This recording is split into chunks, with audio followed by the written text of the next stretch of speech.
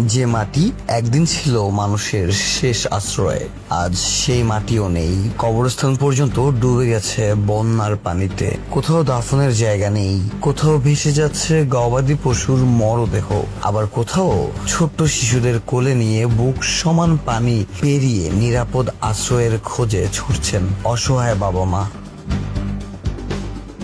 চট্টগ্রাম বিভাগের বিস্তীর্ণ এলাকা, বিশেষ করে চট্টগ্রাম, কক্সবাজার, বান্দরবান, খাগড়াছড়ি ও রাঙ্গামাটির বহু অঞ্চল টানা ভারী বর্ষণ ও পাহাড়ি ঢলে ভয়াবহ বন্যার কবলে পড়েছে। হাজার হাজার পরিবার পানিবন্দী। অনেক এলাকায় বিদ্যুৎ, সড়ক যোগাযোগ ও বিশুদ্ধ পানির সংকট দেখা দিয়েছে।